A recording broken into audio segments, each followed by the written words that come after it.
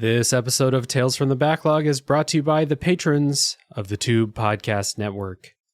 Some personal heroes of mine like Chris Nelson, the Top 3 Podcast Crew, Zolgeek, Colby Moyer, Eric Guess, Rick Firestone, Jill, Kieran, ZNA, Cupcake, Kyle, Christian S., Matt aka Stormageddon, JD, and many more have all gone to patreon.com/RealDaveJackson to support the show, and I appreciate all of them very much, and you can be just like them. Once again, that address was patreon.com/RealDaveJackson. Any and all support in any form is always appreciated. And now, on to the show.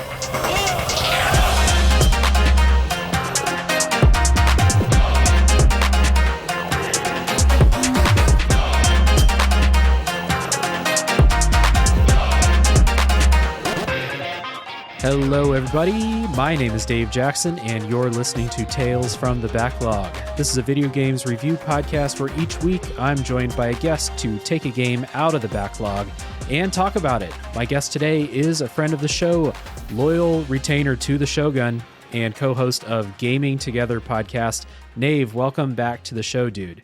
Hey, how's it going?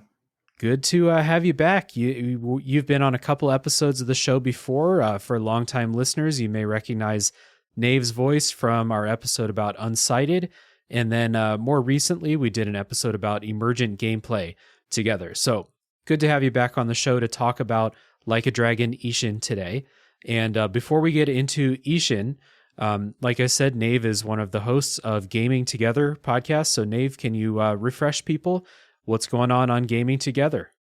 We are a show with me and my co-host Philip, where we talk about cooperative video games and multiplayer and just playing together with your buds.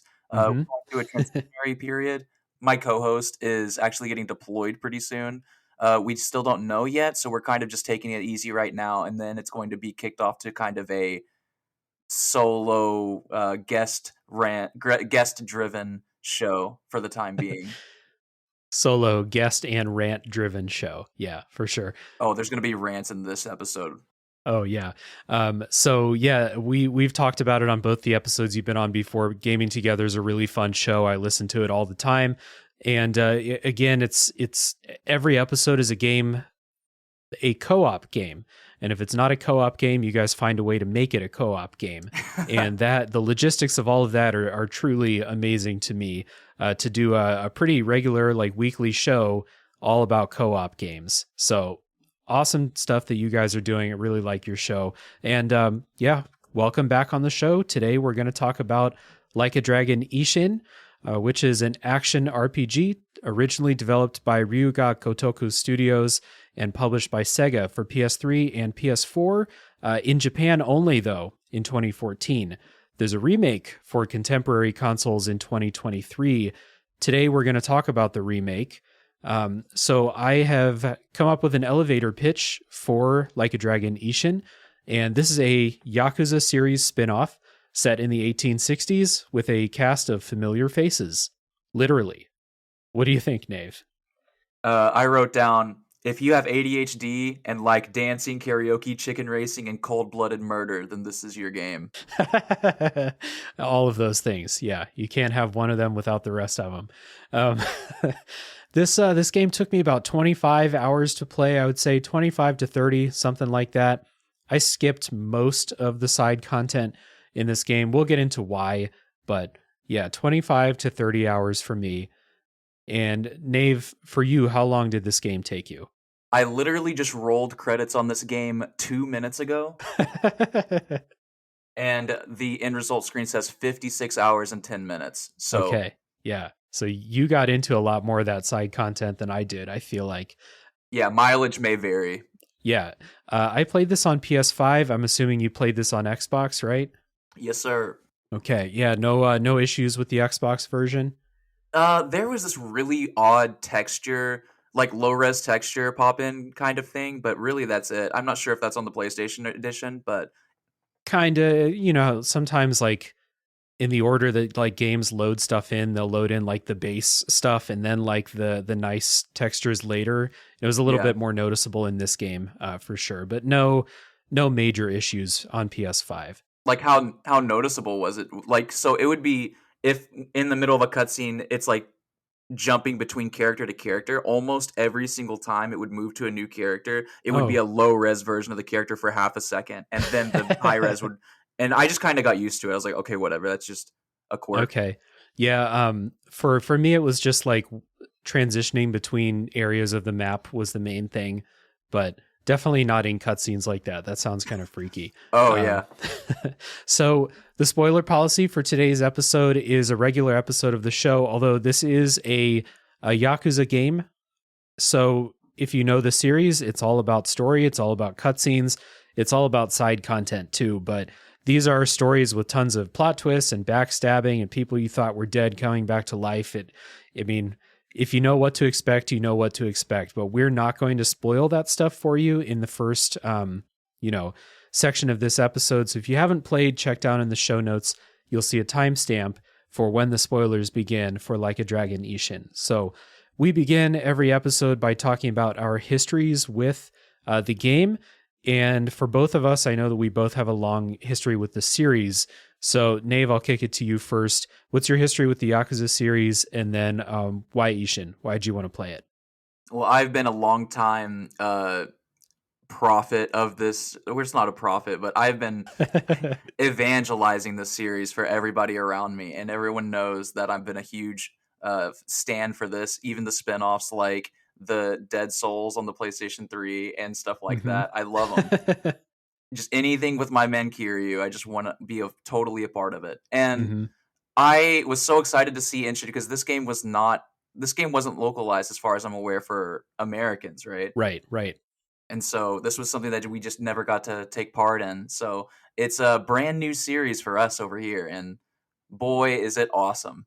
Yeah. I'm kind of like you, although, like, what? So when did you play your first Yakuza game? Um, it's I can't really remember. I played it on the PlayStation 3. The first one I played was Yakuza 4.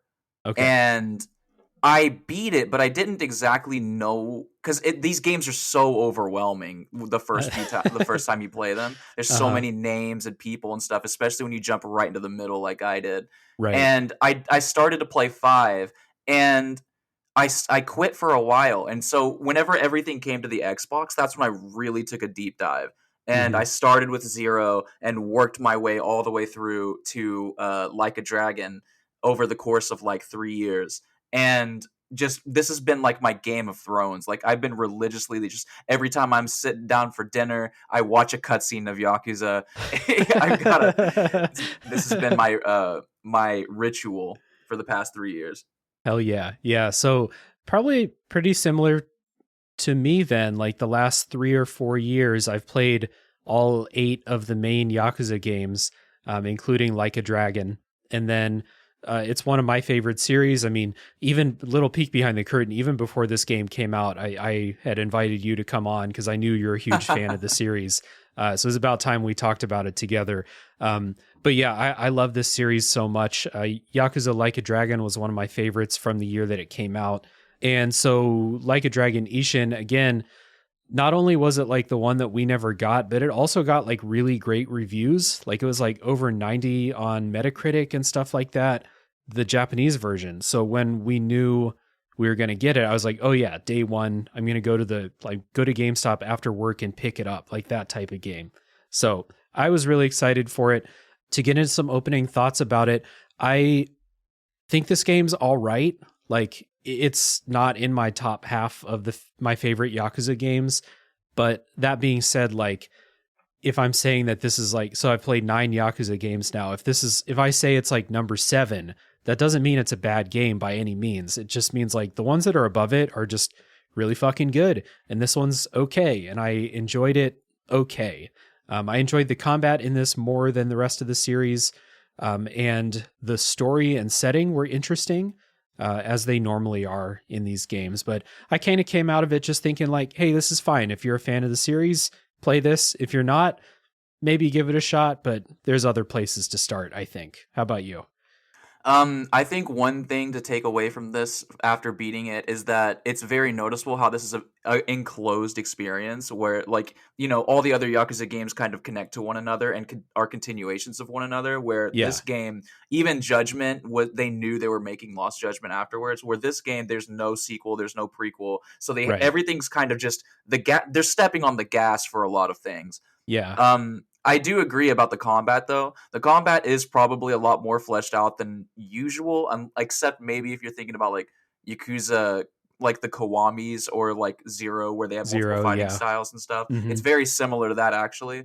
And I don't know about you, but I kind of ended up sticking to one fighting style and being like, this is the only way I'm going to play from now on. And that's usually a disappointment whenever you have such an intricate little fighting style Hmm. selection. But Yeah. yeah, I liked it a lot. Yeah, we'll definitely dive into that combat system in a bit. So we're going to take a music break, and when we come back, we're going to set up the story of Like a Dragon Ishin.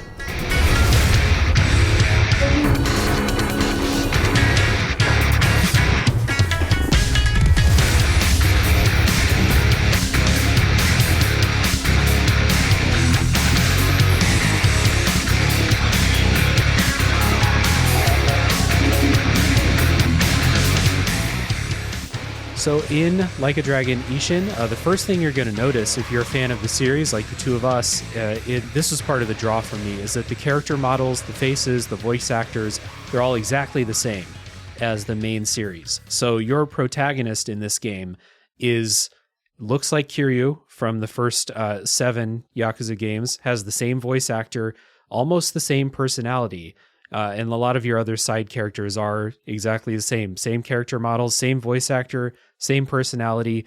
So I guess like the first thing to get out of the way is like, was this good? Did you enjoy this, or was it distracting, or did it feel cheap in any way? It was unbelievable, honestly, for me. Where one of the downsides of this Yakuza series is that the series takes so long to get through, but they Yeah. have so many amazing characters that you just fall in love with, and some of them die a lot earlier than you would like. And being able to like vicariously relive these like experiences with like Kiryu running into different characters from the Yakuza series that are no longer there, or like Hmm. even villains that aren't villains right out of the gate that are now friends with you, like seeing all these different interactions, people from Yakuza 2 interacting with people from Yakuza 7. It's Yeah. like it's so interesting. And even though they're not the same characters, it still tickles that itch. It's like watching a Seinfeld crossover episode with, I don't know, Friends or something. Yeah, I will say like this didn't feel cheap, although like it could have been like a money saving or time saving move to do this when they were making the game, but it didn't feel cheap. It felt charming to me in that way too. To see Kiryu, who's not the protagonist in the new Like a Dragon series, Ichiban has taken that over. So to have Kiryu be the main character again, and to see someone who is basically Majima again, and Saejima, and a lot of and like you said, like there's one of the villains from Yakuza 0 is in this game. And Yeah. to see everybody again, it's like seeing all your friends, because these games are not short. Like I'd say I'm up around like 400 or 500 hours in the series by now. So I've spent a lot of time with these characters, and to see them all in these like 1800s costumes and stuff, it was really fun. I enjoyed it a lot. One thing that I really do want to point out is that this game came out originally in the PlayStation 3 era. So Yeah, there are characters that are modeled and voiced in this new iteration of the game that didn't exist back then. Like right. there are multiple characters from Yakuza Like a Dragon, the most recent game, that appear in this game, and they Hmm. didn't have to do that. That is such an awesome amount of fan service and love and care that they have for this franchise that they're putting forth to the people who are going to experience this game like us for the first time. Yeah. Whereas when you look at the old games, they kind of just look like random people. Not even sure if they are like if they are modeled after people in the original games or not. But I'm so much happier to see the new characters in there too. Yeah, that's true. Like I didn't even think of that when I was thinking about like, putting these familiar faces into these new characters. I didn't even go back and look at the old game to see if that was how that game was too. But in this remake, which is, what we're discussing today, this was awesome. And it feels like, if you're a fan of the series, it feels like you're going to love this, because if you're a fan of the series, you love these characters. I don't feel like you can be a fan of the Yakuza series and not love Kiryu and Majima and all of them. So it's really good. So in this game, you play as a samurai named Sakamoto Ryoma, who is Kiryu, basically. Same face, same voice actor, similar personality. I felt like Ryoma was a little bit more antagonistic with people, a little bit less naive than Kiryu is, but for other than that, mostly the same, right? Yeah, it's not something. It's if he was a drastic departure from Kiryu, it would go into that kind of uncanny valley, wouldn't it? And that's the same for almost all of these characters. Like, I don't think any character is a 1-for-1 in with their counterparts in Yakuza, but I do think that they all are riding very close to that line. Yeah, so for people who haven't played the Yakuza games, Kiryu and Ryoma now are both extremely loyal, honest, naive, like I said, kind of dumb sometimes, kind of gullible sometimes, very, very lovable character. And Ryoma is basically the same. A little bit, like I said, a little bit more mean sometimes, a little bit more like straight to the point when someone knows something that he needs to know, stuff like that. Also, Ryoma is just like bleeding people out in the streets, unlike Kiryu, who just gives them traumatic brain injuries. Ryoma's slashing open guts and stuff.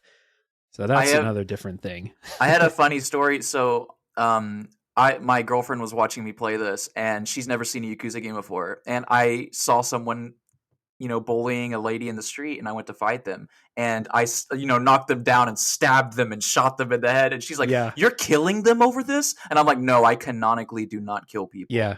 It was one of the, so like, that's always been a little bit of like cognitive dissonance when you're playing the Yakuza series, where like Kiryu's like Batman. He doesn't kill people, but he will beat them over the head with a literal motorcycle until they, they will never be the same again. He'll stick their head in a fucking microwave. He'll stick their head through the glass into the microwave. But he's not killing anybody. And in this game, you're not fighting with your fists. You're not swinging bicycles at people. You're, like you said, there's a finishing move where you stab them in the gut and then shoot them point blank in the head. But he's still not killing them, because those people will wake up after the fight and they'll say, "You know what? I learned something today." Then that's why we love Yakuza. Yeah, it is bizarre. But so in this game, playing as Ryoma, it is the 1860s. Ryoma returns to his hometown after training in the way of the sword in Edo, which is, I hope I'm saying that right, probably not, the old version of Tokyo now. He reunites with his adopted father, who is hoping to bring change to the rigid class structure in their hometown of Tosa. And during a planned meeting at the local castle, his adopted father is killed by an assassin. And Ryoma is the one at the scene when people run in, so they blame him. We get into like the bizarre tone of the Yakuza games in this beginning, when you run away from the guards who catch you, and the way he escapes is by jumping off a fucking waterfall and like just landing in a river and swimming away. And he reemerges in the older version of Kyoto, just called Kyo, and he's searching out the real killer for the assassin. And he only has one piece of information to go on, and this is a very like Yakuza and old like samurai plot point. This is a samurai film-ass plot point. He's looking for the killer. The only thing he knows about them is they have this uncommon sword fighting style. So he's going to fucking fight everybody until he recognizes the style they're fighting with. And even when he finds the people using the style that they're fighting with, he's still going to fight them until he recognizes the one specifically that he fought. Right. Yeah. He's like, yeah, you're using the same style, but the person I fought, they're better than you are. So you're not the killer. Which is so disappointing whenever you hear that after you lost to somebody. And everyone keeps fucking with him too. They keep saying like, I was the one who killed him. And then you fight them, because that's how you solve problems in this series. You beat the shit out of people. Yeah. And then at the end, he's like, no, you're using the same style, but whoever I fought, they were better than you. So this story, like I said at the beginning, has a lot of the familiar twists and turns, and I'm not going to put specifics on them, of course, but it is a kind of roller coaster of twists and, oh, I can't believe, oh, I thought they were dead and they're back, or like this person's not who they say they were. They have a double name, and you have a double name because he comes up in Kyoto and he's using an alias to avoid people knowing who he is, and it is a classic Yakuza style ride, I think. And it's so much more confusing for people who are familiar with these characters because these characters it's by default different named, but then they're using aliases, and those aliases confuse you when they start referring to each other by different names in the same conversation, and you're like, okay, who are we talking about again? Because I have ADHD and I'm having a hard time remembering. Yeah, this was more confusing than the average Yakuza game because of what you just said there, but also because this is a historical drama, and so it's taken out of the world that we already knew. So like you and I, we spent 8 games learning Yakuza clan names and location names and all of those things, and they're all gone now, and you have to learn new ones. So there's a lot of proper nouns to learn, and it can be kind of confusing because unless you're familiar with Japanese history, all of this stuff is going to be new stuff. The terms like the Shinsengumi and the Bafuku and the black ships and Shishi and all of these things, I'm like, I don't know what the hell these are. Luckily, there's a glossary during dialogue. You can it'll have like a glossary pop up and you press start and it will say like, oh, the Shinsengumi are blah, blah, blah, blah, blah, blah, blah. So that was helpful. Still had a hard time like remembering this stuff. I absolutely love that they included this, and I think all games that are period pieces should include something like this. Another game that's a shining example of this is a game called Pentiment on the Xbox from Obsidian. Obsidian, yeah. I wanted to say Insomniac, but yeah, so they have an awesome glossary as well that pops up mid-conversation so that you can find out what the hell anyone's talking about. Yeah, 100%. Just did an episode about Pentiment. By the time people hear that, they can go listen to that. It's not out yet, though. So we're in that weird between time where we're talking about something that exists but doesn't exist yet. So, agreed. That glossary is really, really helpful. The story itself, I thought, was okay. It's not my favorite in the Yakuza series, but if you come to the series for like crime, melodrama, and lots of plot twists and stuff like that, I think you're going to come out of this feeling pretty satisfied by it. It's not going to change your life, but it's fine for what a Yakuza game is generally aiming to do. You agree? Yeah, it's definitely, these games are definitely like getting dropped into a well and slowly clawing your way out of the well. Yeah. That's the whole story. Mm-hmm. Yeah.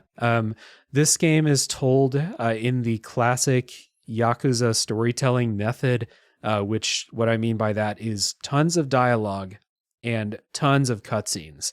I would guess that if you went on YouTube and looked up the Yakuza or the Like a Dragon Ishin, like all cutscenes video, it would be at least like 8 to 10 hours long, just like all these games are. And I definitely had a lot of times when I was playing where it was like, okay, I'm going to walk the dog after this cutscene's over. Or like my wife is like, hey, can you help me with the laundry? I'm like, yeah, just like this cutscene will be over in a few minutes. And then like 45 minutes later, it's not over yet. And I should have just like hit the sleep mode or something like that so I could like get on with my life. Well, luckily this game, and I think all games should do this, you're able to pause cutscenes. Like if you hit start, it doesn't skip it. You have to hit start and then hit A to skip cutscenes and stuff like that. Yeah. But also, I don't know if this is a thing on the PlayStation, but if you leave your controller idle for long enough, the screen will dim. And that happened, I think, at least 6 times to me during this game, where the cutscenes were so long that they thought I was not at the Xbox anymore. Yeah. So if this is going to be your first Yakuza game, you got to be aware this is super dialogue heavy, super cutscene heavy. Even if it's not fully voice acted cutscenes, there's a lot of just standing around talking to people too. Like you're definitely like running people through with swords on the street, but you're going to be spending a lot of time chatting. and loving it. Honestly, all these Yeah, characters are awesome. the characters are great. This is a good time to bring up the localization for these games is always A plus. Like for my money, nobody has better localization than Ryuga Gotoku. They're incredible at translating humor and translating dialects and like regional differences in the way people speak, translating casual versus formal and all everything in between, the way people talk to each other. It is all like just incredible. I can't give them enough praise. Every game, but this one too. Yeah, and it's especially apparent whenever you are in the with the cast of the Shimagumi. Fuck, I always mess it up. Shinsengumi. Shinsengumi. I Yeah. always want to say Shin Megami Tensei, and I'm like, that's not right. But whenever you're with the captains, like all of the different captains speak so differently, and they're so varied. Especially when you talk to Mhm. the Okita Yeah. character, who's Majima's counterpart. Oh Yeah. man, like his speaking style is so funny at all times. I think. hmm The voice acting is also really great. We can just kind of mention that now too. The voice acting for Yakuza games is always great. And in this one too, same voice actors, same people making the games. Not everything is voice acted. You only get voice acting in specific scenes, but when it is there, it's often just, really great, full of emotion, full of whatever the scene demands. Yeah, their artistic direction and their vocal performance direction is incredible, and it has been for a very long time for these games. And so Yeah. this one's just right there in the middle of the pack. So, since this is a period drama, we may have mentioned that some of the characters are based on real people. You're in real locations. Sakamoto Ryoma was a real person who is like, this is loosely retelling that story, taking a lot of liberties, of course. But Sakamoto Ryoma, according to Wikipedia, again, I'm not a scholar of Japanese history, but a samurai who advocated for democracy and was instrumental in the fall of the military government, aka the shogunate, and the reinstatement of the Japanese emperor. So you are running through real events that happened, again, fictionalized, dramatized, and all of that. But you are running through a real thing that happened. So if you do have any background in this type of thing, well, you might hate it because it's so dramatized, but you might enjoy these kind of seeing your favorite characters in this like historical event that you have some familiarity with. Did that add anything for it to it for you, Nave, or was it more just like I'm in a different crime drama now? I honestly didn't know that Sakamoto Ryoma was a real person, so I'm kind of Okay. retroactively looking back and going, oh, like the different parts. I'm like, I wonder what was real and what, because I'm Yeah. sure most of this was dramatized, but I wonder like what story beats were like, because they had to have followed like a blueprint, right? Yeah, it's a very loose blueprint. And again, this my understanding of it is just like from the Wikipedia reading and stuff that I did. So it's not like I'm, comparing and contrasting with my college degree or something like that. But it seems like they followed the basics of real events and took some huge liberties with stuff that happened with the real Sakamoto Ryoma. But it would be less fun as a story in a video game if it were true to the history all the time. Yeah. One other thing to mention that I did notice, because I've noticed this in many Yakuza games at this point, is this game is pretty xenophobic, which kind of makes sense in the setting. Like historically accurate, they probably were a little bit fearful of foreigners, but in this game, foreigners are literally the enemy, which there's like two other Yakuza games where foreigners are the enemies too. It's not new for the Yeah. series, but I just do want to point that out because like it is something that I notice now when I play Yakuza games where it's like, oh, the Chinese are the enemy. And in this game, it's like the British invaders, they're the enemy. They're going to fuck our lives up, which the British fucked a lot of people's lives up. I get it. But it does kind of stick out to me. And it's in this game too. Yeah, and it is. You were right about it being historically accurate. This is the Edo period. I think it's pretty close to the end of the Edo period, and this is whenever. This was shortly after the Japanese even opened one singular port for foreign trade, and they used to be Mhm. completely closed off. And Yeah. until yeah, I think I don't know if it was the British or not, but somebody showed up with guns and cannons and was like, "Open this up, or we're going to invade you." And they had really no choice but to capitulate. And that was like the beginning of all of this turmoil and stuff in Japanese history. And I think that that's really cool. That they're able to encapsulate a lot of that in there. I mean, I kind of love racism in video games, and hopefully nobody clips that and circulates that around on the internet. But that kind of like uh very stubborn and naive like way to start confrontations between different parties or different characters and stuff like that, that Hmm. is like clearly outdated in our eyes. I love the exploration of stuff like that, especially in period pieces like this, where you're able to kind of like live vicariously through these characters and like try to understand what it was like in the shoes of these people, you know what I mean? Yeah. I like, it's obviously not correct in this modern day and age, but it's like something that really gets the noggin jogging, you know? Yeah, yeah. It's definitely understandable in this game. I mean, it's kind of understandable in the other games if you know about, population demographics in Japan, in modern day Japan. It's not a super diverse place. So to have, and like histories with other countries in the region, it's understandable, even if I'm not the biggest fan of that kind of thing. In this game, it's more understandable, I think. But it is here, and you'll have lots of confrontations where it's like this white person is just minding their own business, and people are like, "Hey, I fucking hate you," and now we're gonna duke it out in the street. Except for Kiryu or Ryoma, because Ryoma is a man of the people. He doesn't care who you are or where you came from. If you're honest and loyal, he likes you. So. Yeah. He's a simple boy, but he's a good boy. ダメだねダメよダメなのよあんたが好きで好きすぎてどれだけ強いを避けても歪まない思い出がバカみたい So, Like a Dragon Ishin is like the other Yakuza games. It's a mini open world game.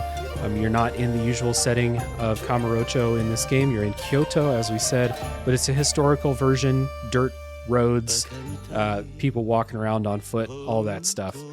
Fairly small open world, but like usual, it's fairly dense with stuff, whether that's shops or side quests or events or mini games, stuff like that. So, like, this series is really great in my opinion, partly because it's open world, but it's not this big sprawling open world. It's a small condensed place that's full of stuff, and as a result feels a lot more alive than, a city in Skyrim or something like that. Yeah, I much prefer my open world to be small and dense rather than huge and empty. Yeah. I don't know if you felt this way though, like Kyoto is more spread out. Kyo is more spread out than Kamurocho.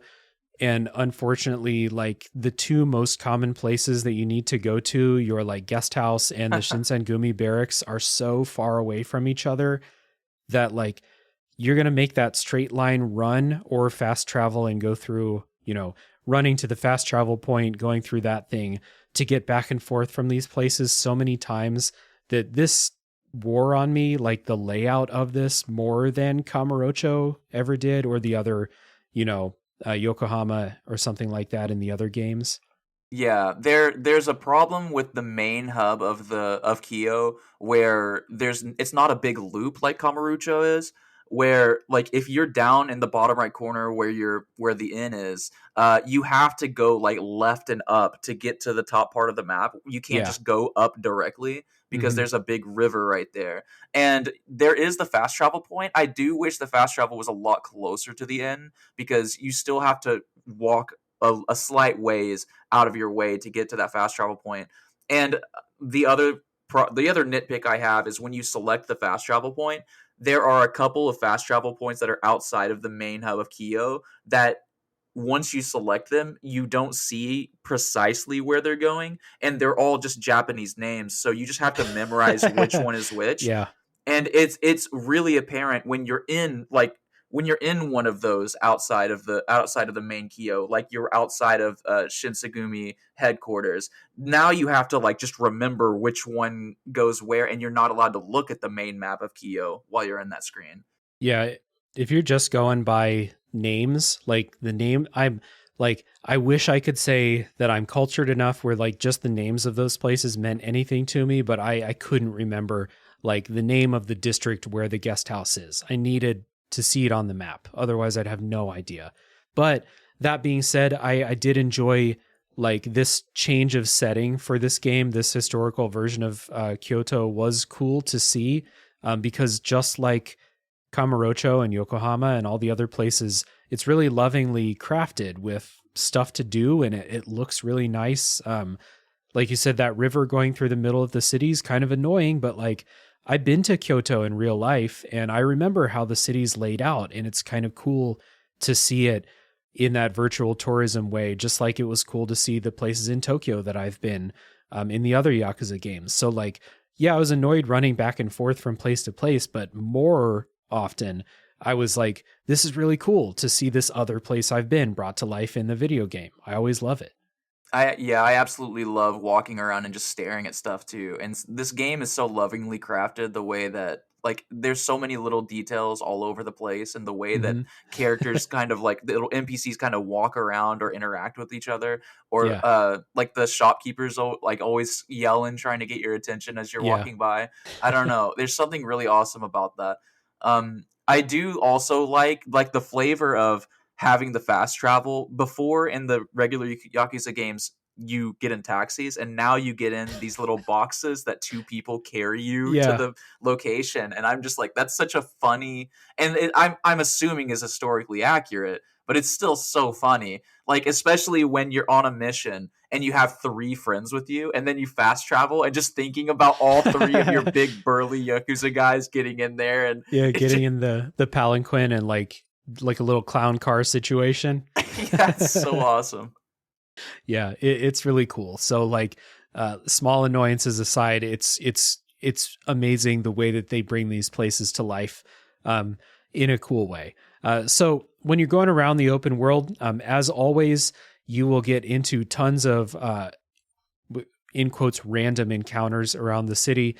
You can see people like your enemies. They will walk past you on the street, and then they'll go, "Oh," like, and turn around and like start walking toward you. And if they catch up to you, then a fight starts. So it's a good time to talk about the combat. This is real-time brawler combat, not like in Like a Dragon. Naming convention has gotten a little confusing in this series, but it's like the old Kiryu games. So it's action combat, not turn-based. And like Yakuza 0, you have 4 fighting styles. You switch using the D-pad in combat. It's instant.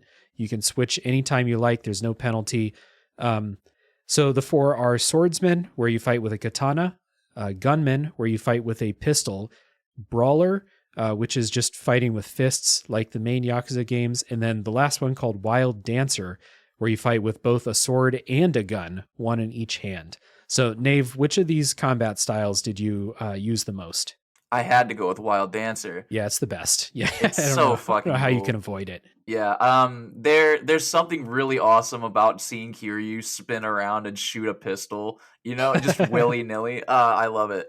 And it's really interesting too, because not a lot of characters will adopt a sword and gun combo. In fact, most characters don't like guns at all. Mm-hmm. So having the strengths of both the swordman and the gunman, but the huge flaw of almost no defense, seems kind of like a bad strategy, especially if you're playing on legend difficulty like I was. But brawler also, Wild Dancer also comes with one of the best dodges out of the 4 fighting styles. Yeah, so they all, like Nave kind of led on there, they all have different attack styles, but they all have different defensive styles too. So the swordsman has like a parry with the sword. I think the gunman just has a dodge. The brawler can block, and then the wild dancer kind of like spins out of the way of attacks as they're coming. So kind of like a dodge parry type of thing.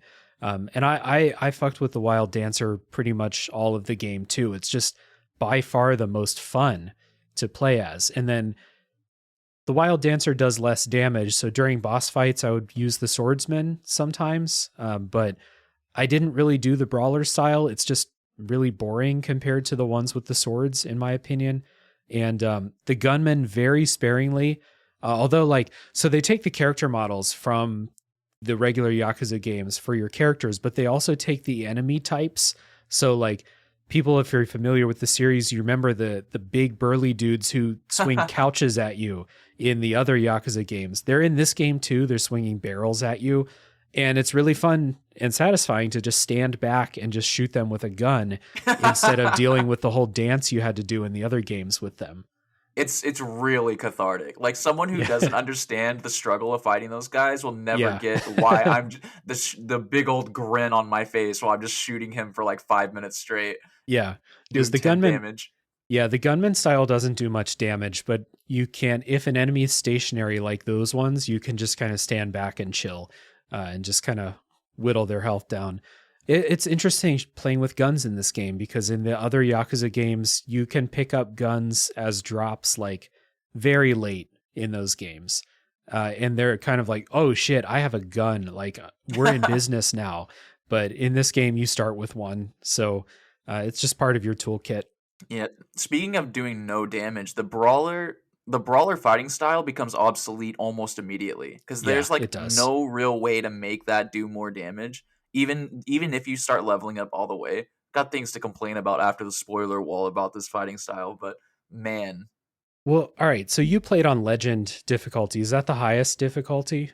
I think Ishin is the highest difficulty, but Legend is the highest difficulty that has an achievement tied to it, which is why I did it. Okay, fair enough. So I played this game on easy, so total opposite here.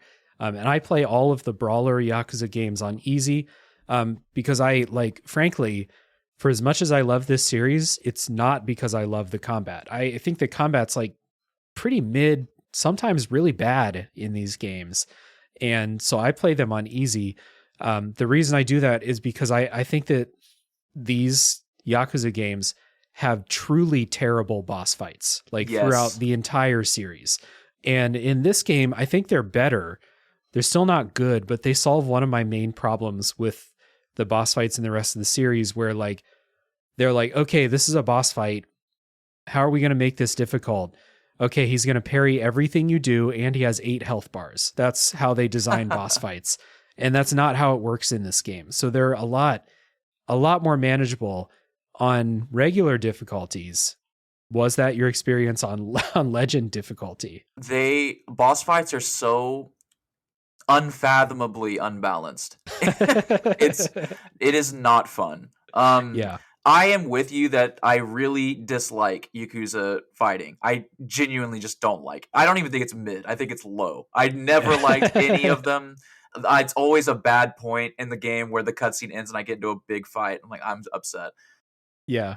In this game, the boss fights have a really bad habit of my health was maxed out and I would regularly get hit twice and instantly killed before I had a chance to react. And it didn't matter at what point in the boss fight. The boss fight could have just simply started. It could be 1 second before I was about to kill him.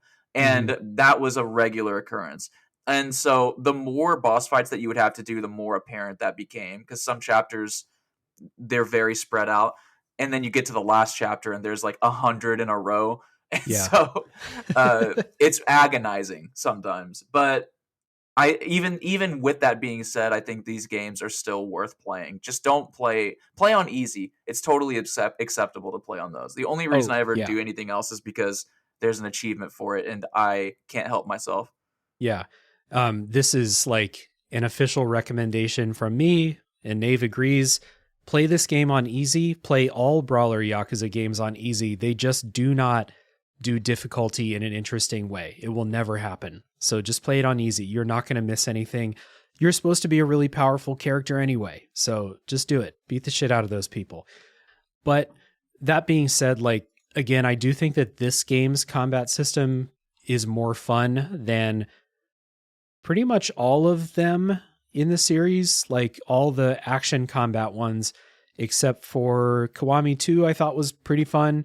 And Yakuza 0 had a couple of fighting stances that I thought were really fun, like the one where you have the baseball bat with Majima. That was fun. Oh, yeah. But for the most part, they're not very good in this game. They're better, still not great. So it was an automatic like, oh, okay, turning this to easy. This game introduces a couple of new things. One of them is the introduction of these like troop trading cards that you pick up. You get as rewards for doing like this side thing where you run these. They feel like procedurally generated missions. I don't think they are, but they're very basic missions, kind of dungeon crawling missions. You get these backup troops. You pick up cards with them. Some of them are like real people from real life. So like YouTubers and other people that I don't recognize. I recognize like Alex Mukala, the guy who does like the funky video game music covers on YouTube. He has a card. Very cool to see him in the game. So you like assign these to your different buttons, and during combat you can set them to either auto fire or you can use them yourself. And some of them are like a lightning spell or like health regeneration or something like that. I was playing on easy, so I didn't really mess with these because I didn't have to. Oh my God. But on legendary, I bet you needed them, right? These things are actual lifesavers. Like, I don't know what I would have done without them. So one particular thing they do is they make your health bar larger. Yeah. I needed every hit point that I could possibly have. Another thing, I bought the deluxe edition of this game, so I got a good amount of cards to start with. One of which was the girl that Majima is protecting in Yakuza 0, the blind girl. I can't remember her name. Makoto. Yeah. Makoto, that's it. Yeah. So you get Makoto as a card, and she is a heal who heals like 1250 health whenever she charges up, which is again a lifesaver. Yeah. Like quite literally. But with these cards, there are a lot of different attacks and abilities that you can use, and you can mix and match them as well. There are some, you only get 3 per like stance, but there are some cards that will allow you to have a 4th one. Like you can have Ichiban from Yakuza 8, like, or Yakuza 7, like a dragon. He buffs your attack and lets you have a 4th character. So I do recommend, if you're going to play on the legend difficulty, jump for the deluxe edition. Pay an extra $10. Save yourself a lot of like hassle, please. It's worth it. With all of these different cards, you get these different special attacks, and they charge whenever you do damage, but at the same time, they will charge slowly over time. So I found myself in one situation where I was having a really hard time fighting. Like, there was like 25 mobs. This is like late game. There's like a bunch of mobs. Like 8 of them had guns. One of them had this electric thing that if I got hit by it, I get stunned and then instantly guillotined by the bullets that I got shot at me. Yeah. So what I did was I stood around the corner and just waited for all 4 of my things to charge up. Then I would switch stances and wait for the other 3 to charge up and switch. And just did that. And then I dodge rolled my way into the middle because you have invincibility frames in Wild Dancer when you do that. And then I just let them all go off all at once and then killed everyone in the room with each of them. And I was like, I was never going to beat this room otherwise. It was an insane room. Yeah. It was cool for me when like that, there's like an electric attack that like, it'll like branch off and hit all the enemies that are nearby. It was always cool when that fired off. But again, I was playing on easy. So it was just kind of like, oh, it's there. Instead of, oh shit, I needed that. But sometimes even on easy mode, I still found myself like at low health during some boss fights. So having a healing thing, in addition to, you know, if you're a longtime Yakuza fan, you go into new story chapters with an inventory full of drugs to heal yourself, basically. So with all of those things, I was able to get through it. I didn't really do many of the dungeon crawling missions where you like gain new cards and you in combat, your cards level up and stuff. It was like one RPG layer too many for what I wanted from the game. I don't know if you did, because you had to level up your guys to help you get through the game. Absolutely. There were a couple of points in the game where I ran out of health and money, and I was like, okay, time to grind. And so I Okay, would yeah. go to that. I would go to those mines and start killing people for Literal Rio. mines, yeah. Yeah. And I had really no choice. I had to get my longevity pills. Yeah.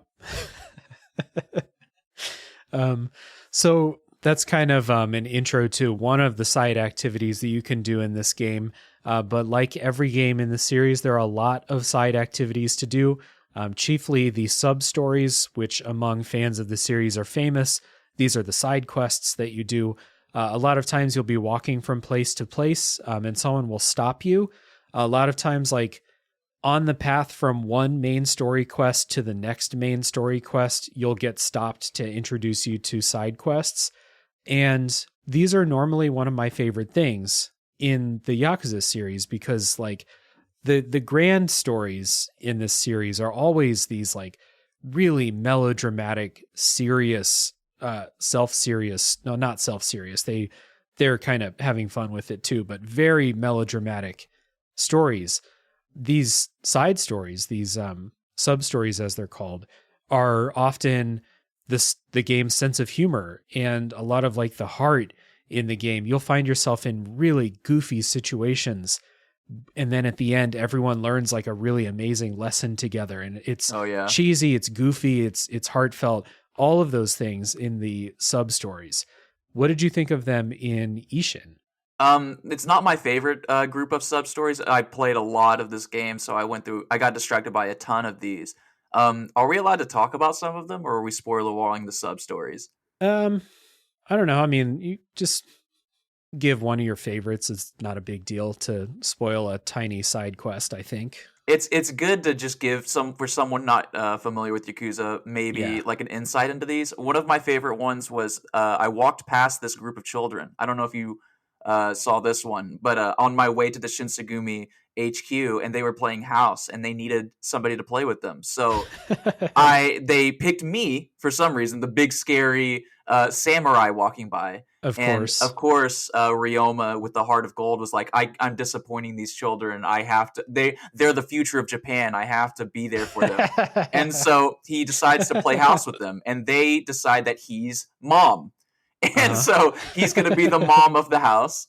And so he's cooking vegetables, he's like chopping vegetables with his hand, pretending. And then he's like, how was work, honey, to this other child. And he's like, well, this girl who's playing a samurai comes over, and she's like, give me all your rice. I need money for a tribute. And they're like, here's the rice. And he's like, are you stupid? Do you disrespect me? Is this all that you have? And but it's like, it gets too real. And Ryoma's like, I don't like this anymore. What is going on here? And so whenever they get done playing he stands up to the samurai, the quotes samurai, and tells him that the laws are wrong. You're misinterpreting things. You should be ashamed if you're a samurai. You're disrespecting all samurai. And yada, yada, yada. Long story short, he starts talking to this girl afterwards, and she's like, are you telling the truth that the laws don't work that way? And he's like, yeah, I mean, I am a samurai, as you can see, so I would know the laws about that. And she's like, but there is a samurai doing that to my family. And so you like, well, let me see this samurai, introduce me to him. And you go to her house, and the samurai is literally verbatim saying the exact same thing to her dad. So you proceed to beat the crap out of him. Yeah, of course. And he runs away with his tail between his legs, learns his lesson, all of that. And you go to talk to the girl, like, stand up for yourself. It's some kind of lesson at the end. I love it. Of course. Yeah. You were telling that story, and in my head, I was like, when is he going to beat the shit out of somebody? Because that's how these sub stories always end. There it is. So yeah, they often have like that goofy side and then a heartfelt lesson at the end for most of them. One of the ones that you'll meet, that's just another example, is you meet this little kid who's like talking about how he's going to run away from his family, and Ryoma is talking to him, is like, hey, why are you going to run away from your family? It's like, oh, my mom won't let me eat what I want to eat. And you're about to like give them a spiel about like, oh, your mom's just trying to keep you healthy. And the kid's like, I want to eat vegetables and my mom won't let me, so I'm going to run away. So then you have to like in order to progress the quest, you have to give this kid vegetables every time you pass by to make sure that he won't run away from home. And it's just a really sweet, cute sub story. So like that's the kind of stuff that you've come to expect from the series, or the type of stuff that you should expect if you're new to the series. That being said, I kind of agree with what you first said, Nave. The ones we mentioned aside, a lot of the sub-stories were pretty forgettable in this game, kind of by comparison to newer games. And if I had to guess, this game is almost 10 years old now. Some of my games with my favorite sub-stories in the series, like Yakuza 0 and Like a Dragon, those are a lot newer. And so I don't know if they rewrote quests for this game, because the sub-stories in Yakuza 3 and 4 are not great either, in my opinion. So kind of this era, maybe it wasn't a point of focus to put like writing effort toward these all the time. So it's a mixed bag. There's some that are really cute, like the one you said. I love that. I didn't do that quest, but I love it. And then some of them are pretty forgettable, and kind of everything in between. So they're okay. You should still do them because, like I said, that's where a lot of the heart of this series is in those sub-stories, and the humor too. I didn't run into a diaper club, which is kind of a staple of the series at this point. I didn't run into voice acting for porno, but maybe I just missed it. I'm not sure. Very disappointing. Yeah. A lot of other side stuff to do though. So I'll just turn it over to you, Nave. Other than side quests, what kind of side activities did you spend time doing? Well, we got to bring up the karaoke. Of course. Yeah. So Baka Mitai shows back up, and it's a ye old version of it, which is amazing. And the cutaway. So there's a gag in Yakuza where halfway through karaoke songs, there's always a cutaway to like a music video style thing. And the cutaway for this one is simply Kiryu singing it still, but now there's a band behind him and he's got this flute and he's playing. And there's one guy in the crowd that he's really connecting with this song. And the guy just loves it so much. And it is my favorite. I did not imagine that my favorite Baka Mitai version was going to be in this game, but it is my favorite one. It's so funny. Yeah, man, I love those karaoke backing videos that have nothing to do with the song. I used to go to karaoke a lot when I lived in Korea, and it was the same thing because it was like the private room karaoke, like in Japan too. So every time you would sing, they would have those weird ass backing music videos. I don't know who makes these things.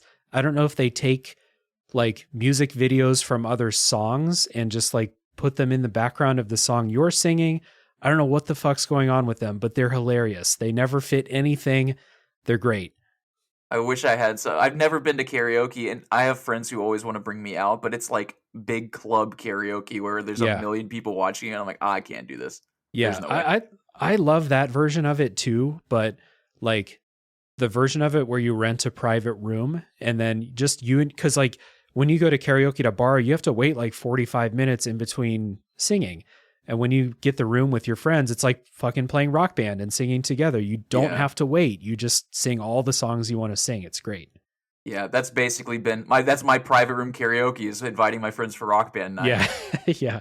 I heard you talking about Rock Band on Friday Night Gamecast recently, and you talked about it as like a karaoke machine. And I was like, holy shit, he's right. Like, I don't even need the instruments. I can just buy Rock Band and have a karaoke machine. That's great. Yeah, and all the songs are only like $2 each, so I always encourage it. Those microphones, those like USB microphones are pretty cheap. They're like $25 each, I think, even still. Oh, yeah.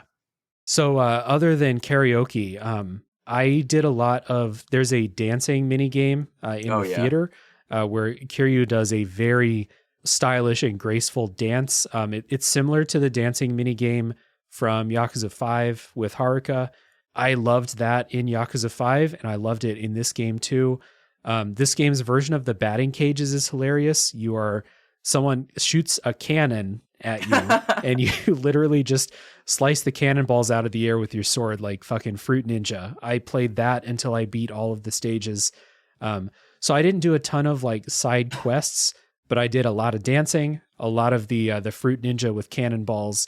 Didn't really get into gardening much. Did you? Oh yeah, I love gardening. There's something, it's something so serene about like going fishing and then coming home and then harvesting all your crops and then making something. And I'm like, it's such a good change of pace for this game because it is so serious in the story, and then it's so goofy with the side stuff, and then suddenly having this really calm, like like natural experience. I don't know, living vicariously in feudal Edo period Japan is just nice in modern day.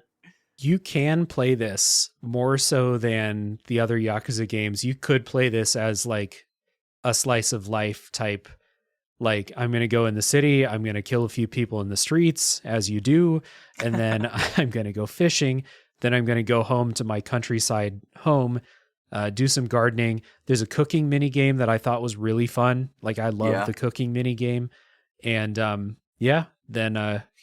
go to bed and do it all again tomorrow. There's a bunch of pets around the city that you can rescue and have at the home too. Did you rescue any pets? I didn't. I got the quest to do it, and I found there's one side quest with a dog that wouldn't quit barking, but I never finished it. I thought that was really cute, that quest. But no, I never like rescued a pet, other than there's one in the main story. You meet a dog, but he doesn't come back to your house. Yeah. You said you're like the quest where the dog is barking and won't quit is cute, but it's like that dog's gonna die if it doesn't quit barking. Yeah. So that is a dog that you adopt. All of the animals that you adopt are part of quest lines like that. Yeah, that the most annoying part is that you have to repeatedly go to the pet over and over again and do the thing that it wants you to do. The dog in particular, you need to have a bone, which luckily enough, right next door is a pawn shop where you can buy bones. Yeah. So you can just kind of farm it that way. But there's a cat that keeps falling in the mud. Yeah, I found that one too. Yeah. But you have to keep cleaning it. So that's why I never finished that quest. There's another cat that is a lucky cat, and you have to give it money, and every time you give it money it comes back with something terrible, but there's always a guy nearby hyping it up. It's really funny. I was laughing at the idea of a pawn shop selling bones. I'm not sure who's pawning a bone to the pawn shop. Life is tough. What are you getting? One like little, I don't even know what whatever the lowest unit of currency is, you're getting half of that for just like a random ass bone at the pawn shop. That's questionable. Yeah. Any other side activities worth noting here? With the cannon thing, you get you can use the sword batting cage style. You can also like skeet shoot with your gun. Yeah. I much prefer the skeet shooting because there's no depth perception required in that. Yeah, that one's just a rhythm game, basically. Oh, that's why I like it, essentially. Yeah, because you're the rhythm game guy for sure. Yeah, that one was fun. So yeah, let's take our final music break here. Come back, talk about the music presentation and stuff like that, and then wrap up before spoiler time.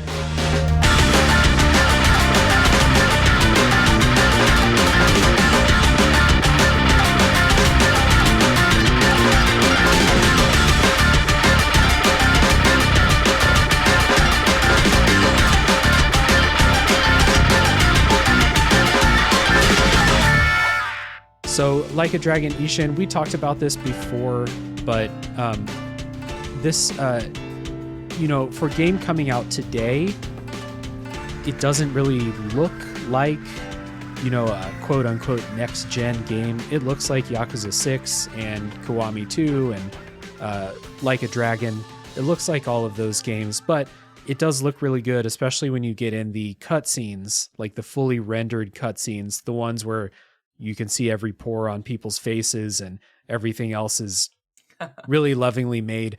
I want to shout out, you have a lot of cutscenes where people are talking to each other, or if you are Ryoma, kind of not talking, but reacting with facial expressions, and all of that capture is really great.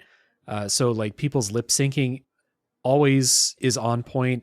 I always play these games with Japanese dialogue and subtitles for English because the Japanese voice acting is always so good. but all of those facial animations too, like someone like furrows their brow or kind of does like that tiny little like grin or something, like, like that anime smirk or something like that. It's always really, really good. It's incredible. And again, I have to touch back on how they recast a lot of these characters. They had to recapture all of this and do all of the voice acting all over again. And that's just so much love and care. And it's much appreciated, especially for people like me and you who like to play this in Japanese, like with the authentic, legendary style that they've come to, like the melodrama and everything. I love it so much. Yeah. As far as the visuals are concerned, this game is known for its cinematography, and that is definitely apparent in this. And I love the feudal Japan aesthetic. I love the samurai aesthetic and the ninjas running around doing stuff. I love seeing stuff on fire, and I love everything about their style, their ability to capture scenes and moods and tones with just like a Dutch angle at the right time while someone's saying the right line, and then the thunder happens, and I'm just like, ooh, I love it so much. All that stuff's so great. Yeah, and like a lot of times stuff like that will happen as like a boss fight is beginning, to kind of set the stage for a big boss fight. Maybe the place you're in is on fire, and they'll frame it up real nice before the boss fight starts. All that stuff's great. That's in like the fully rendered cutscenes. We still have like the 3 types of cutscenes. The other 2 types are the ones where you have voice acting, but everyone's just standing around talking to each other with the text boxes. And then a lot of those conversations where it's just text and no voice acting. This game, I think, just has too much dialogue to fully voice act everything. I mean, the studio is like, I think they're doing pretty good now. They've got 2 main series going at the same time now, but they're still not like, this isn't fucking like Rockstar or something like that, voice acting all their stuff.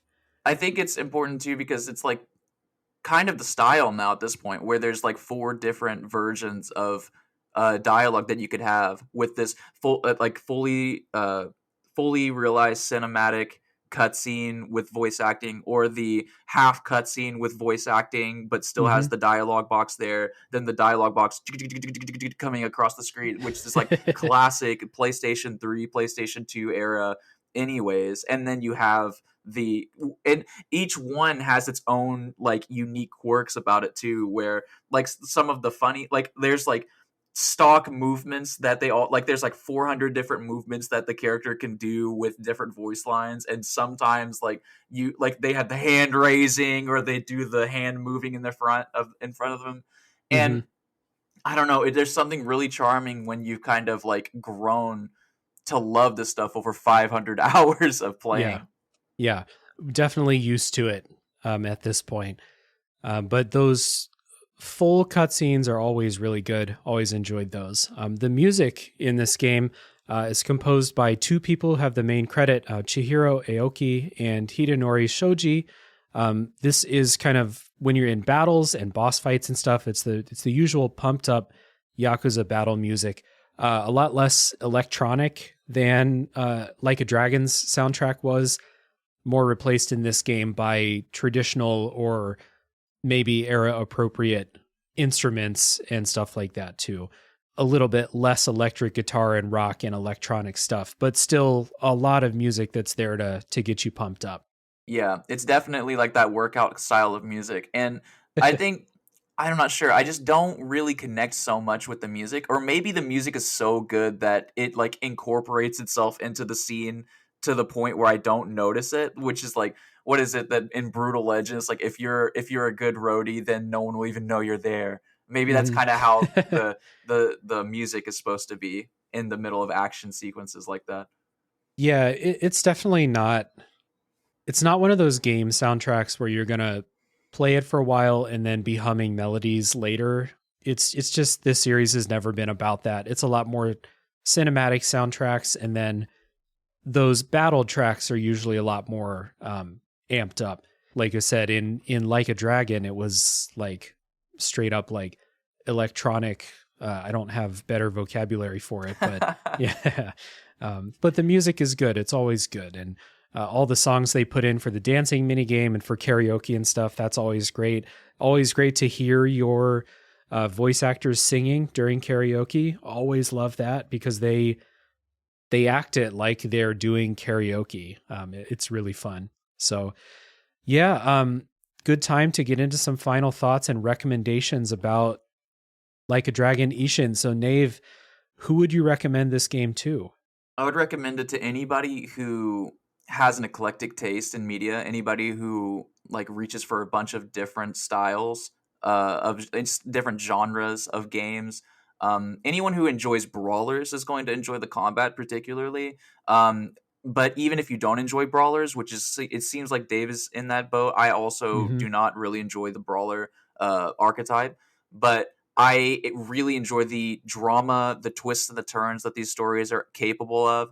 And even though I've played so many of them and I'm fully aware that these things are going to happen, there are still so many, oh my God, moments happening. Yeah. And even at this point in my life where I'm just waiting for something terrible to happen, and even when it happens, I'm still surprised by it. I do recommend it to people who are into mini games and stuff like that, which are just right in the wheelhouse of Sega. Mm-hmm.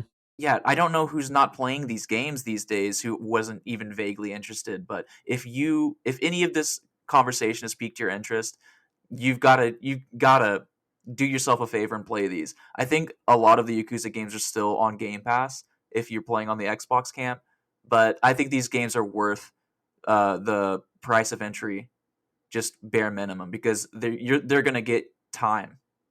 Yeah.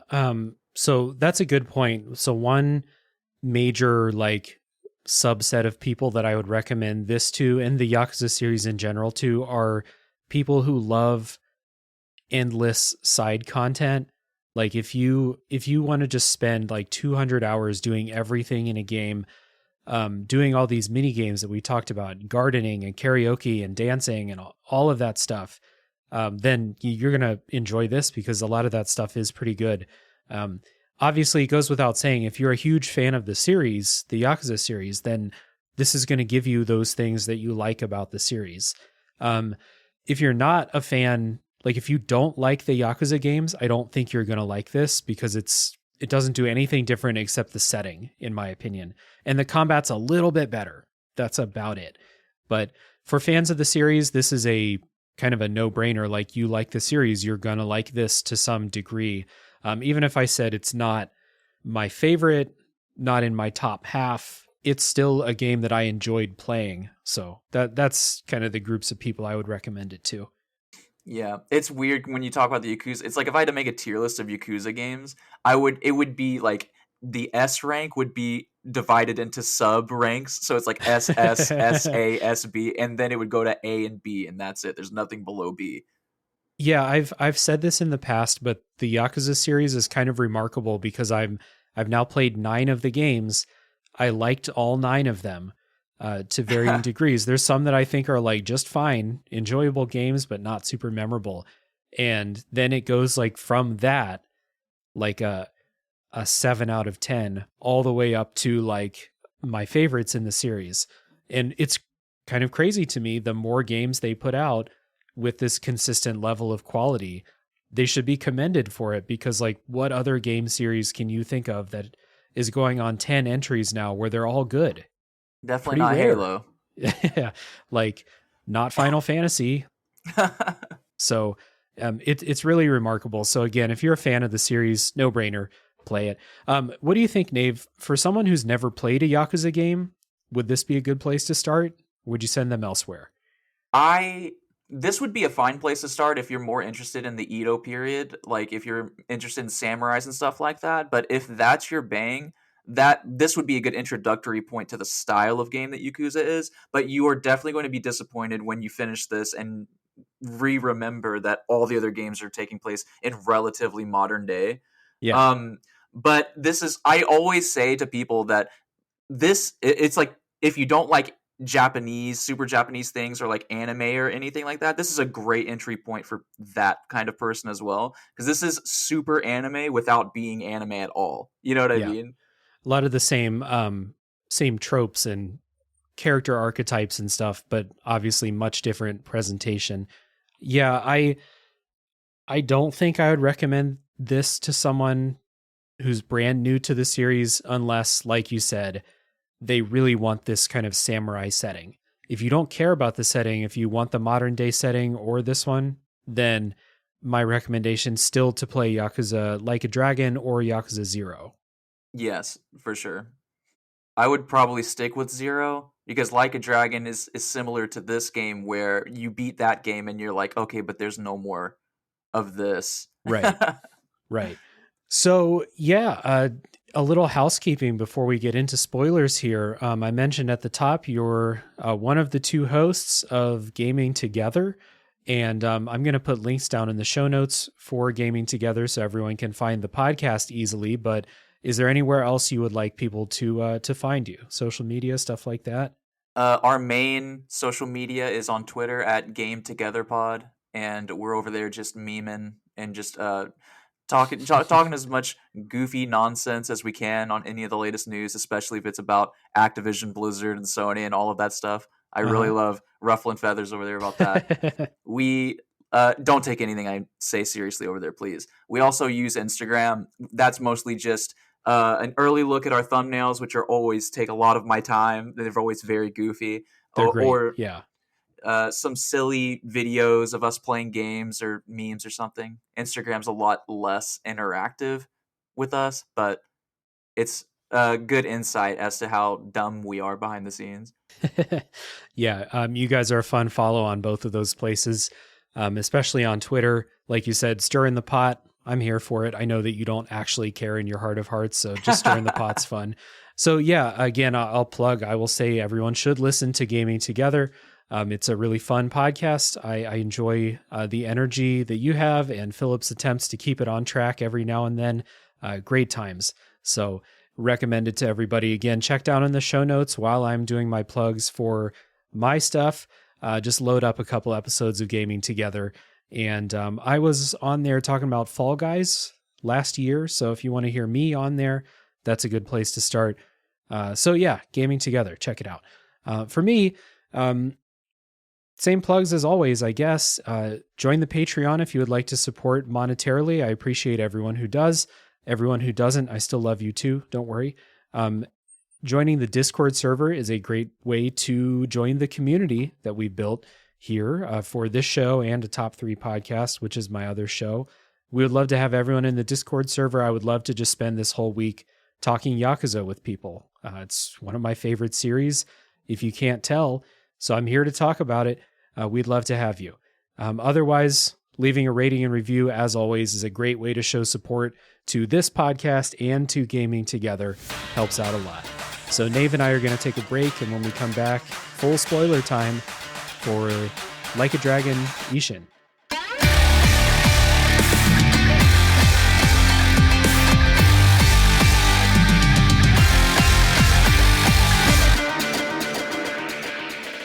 Okay, Nave and I are back, and it's time for full spoilers for Like a Dragon Ishin. And, you know, this story has all of the twists and turns that you might expect from this game. And like, so what I'm not going to do is do like a beat by beat walkthrough of the story.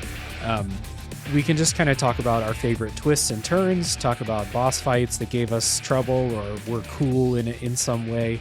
And then, you know, anything else, other specific side quests, if you want to talk about that. So I'll just kind of like set up what's going on at the beginning after what I said in the non-spoiler part. So Ryoma goes to Kyo. He takes on an alias. So for the rest of the game, you are going as Hajime Saito and kind of snooping around. And you get the idea to join the Shinsengumi, which are a military group. They're loyal to the emperor, trying to restore the emperor's power. Like we said in the non-spoiler part, that's what happened in real life. So if you're aware of that, you know where this story is going. But the key thing about the Shinsengumi is they are the practitioners of that Tennen Rishin sword fighting style. So that's why he wants to join. He doesn't, in the game, he doesn't really care about the emperor. He's joining and following their cause because he's just trying to track down who killed his adopted father. And the Shinsengumi are where you meet all your old buds from the old Yakuza games. So Majima's there. His name is Okita Soji in this game. Saejima's there. His name is Nagakura Shinpachi in this game, and so on. All your buddies are there. I forget his name too, the Chinese guy from Yakuza 6 and Like a Dragon.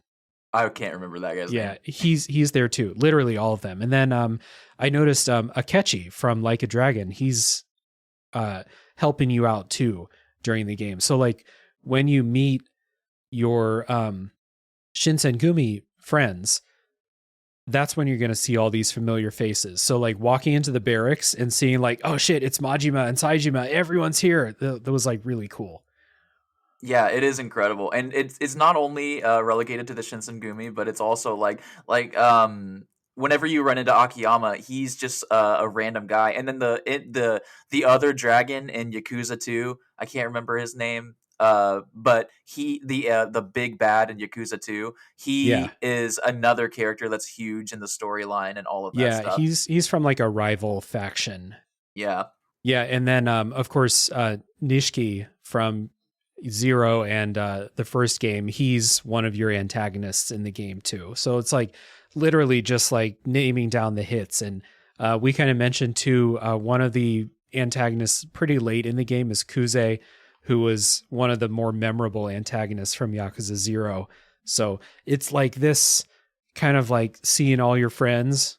We talked about it in the non-spoiler part, but now that we're not worried about saying who's who and who's good and who's bad, like it's really cool. Yeah, especially because, this game is built on betrayals and hard-fought alliances towards the end, and some people betray the betrayals and come back around to the right side. It's so fun to see all of these characters in a new light, and interacting with characters they've never interacted with before. Because I said a couple of times, having the new characters from Like a Dragon, like Akechi, and the Chinese guy that joins you, in there interacting with Majima and Kuze and Date, and it's like, oh, it's so cool. It's so cool. Yeah. So one of like the first big plot beats that it's like one of the first of many surprises and betrayals and double identities and stuff is you, Ryoma, going by Saito now. You are using this alias as Saito. You're hiding your real name, Ryoma, but then someone else in town is going by Sakamoto Ryoma and killing people. And so you start again, I think this happened in a couple of the other Yakuza games too, but like people start blaming you for the crimes that your imposter was doing. And this kind of starts to blow your cover up with the Shinsengumi. And it's kind of funny how like the way this resolves, because like this could be a really dangerous situation in like, let's say this is a mafia movie and someone's like a mole in the mafia and the mob finds out and then they're going to like fucking like break every bone in his body. Right. Yeah. Well, in this game, they find out, but like you beat them all in a fight, like in like sequentially throughout the first half of the game. So by the time everyone's like, you're not who you said you were, we can't do anything about it though, because we can't beat you up. So it is so funny because you do end up beating people multiple times. You end up fighting multiple of them, and it's so funny that the way that things play out, because your cover is blown immediately. Like you don't know this until the end, like close to the end of the game, but your cover's right away blown. Yeah. And it's obvious when you're playing it's like attention Ryu person killed your father and you fought the person that killed your father, or your adopted father, and you are at the place where the Tenshin Ryu are the only place where they are. Obviously one of them has seen you before. Yeah. Yeah. So you kind of go through and you get accepted in, and they're like, in fact, you're so good. How about you be a captain? And you're like, oh, things are going really well. And it's because they want to keep an eye on you. Yeah. And so it should be obvious that your cover was blown, but things go so well that you kind of just forget about that. And the games are so dense with all of this intrigue and subterfuge and betrayal. It's like you just kind of like some of these loose ends just get forgotten about, and then suddenly the developers pull on one, and you're just like, oh, I forgot about that, and here we are in this situation because so did Ryoma. He also forgot about that. I really wonder if it's like, if it's me. It's just like I've said a lot of times on the show that when I'm playing a game like this, or when I'm watching a movie or something like that, if there's a twist coming, I'm never prepared for it. I will always get caught by a twist. I'm never like thinking ahead. But in this game, because I have history with the series, I'm playing this and I'm thinking, like, I actually wrote in my notes, like, I can feel a big thing coming here. Like something is coming up. Now it turned out that it's not just one big thing. It was like 6 plot twists in typical Yakuza game fashion. But yeah, it's another thing I thought was really funny is the first half of the game. You're in the Shinsengumi and you're trying to find who it was that killed your adopted father. And basically all of them say, it was me. I did it. Majima says it. Saejima says it. The leader, when you finally catch up with him and get to meet him, he says he did it. None of them did it. And you only find out by just fighting them.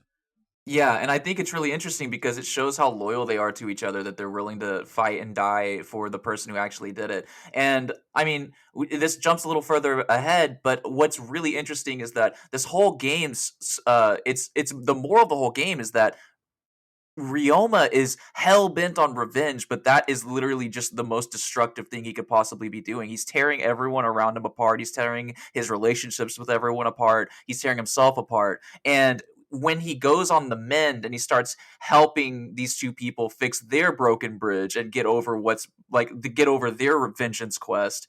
Yeah. That in turn results in him not being able to actually get revenge anymore. You know? It like suddenly his vengeance quest is impossible to pursue, and he learns like why he was actually looking for vengeance in the first place, rather than instead of vengeance, he wanted the truth. You know? Yeah. Which these games are full of like people learning lessons about the nature of revenge and stuff like that, right? Yeah. So one of the next big plot twists is you get a letter that says that your brother is dead. He had a brother at the beginning of the game. His name is Takechi. Takechi Hanpeta is his name. He's dead, apparently. But if you played a Yakuza game, like as soon as I saw this, I was like, he's not dead. I didn't see him die. He's not dead. So sometimes you even see them die and they're not dead. many times. So you get a letter that says he's dead. Ryoma gets like really sad about this. You have a mission where you go out and just get super fucking drunk. You awesome. Save a dog from these street punks. I think this is the mission where you end up going drinking with like the 2 other leaders, Akiyama and the dude from Yakuza 2. Oh, Ryuji Goda is his name in Yakuza 2. Yeah, that's the mission. That was really funny. You're out just being a sad sack drinking, and then you see your 2 enemies basically.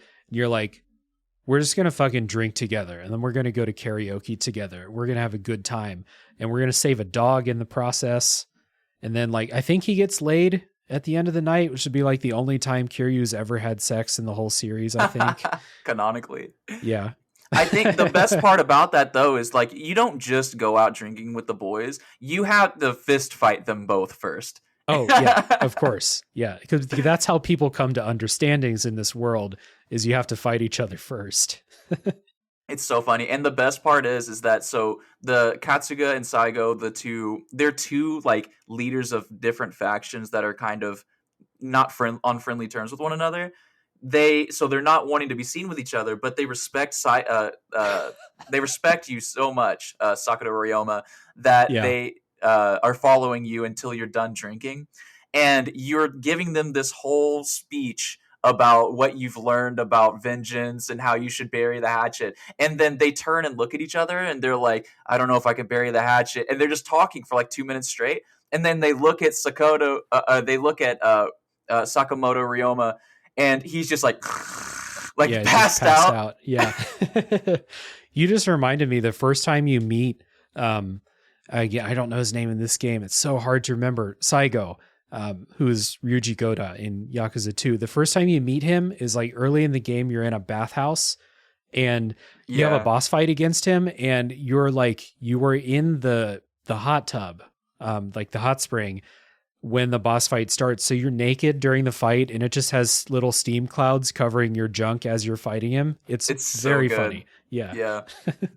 It's like, I was streaming it and I was like, can I stream this? Like, I don't even know for sure.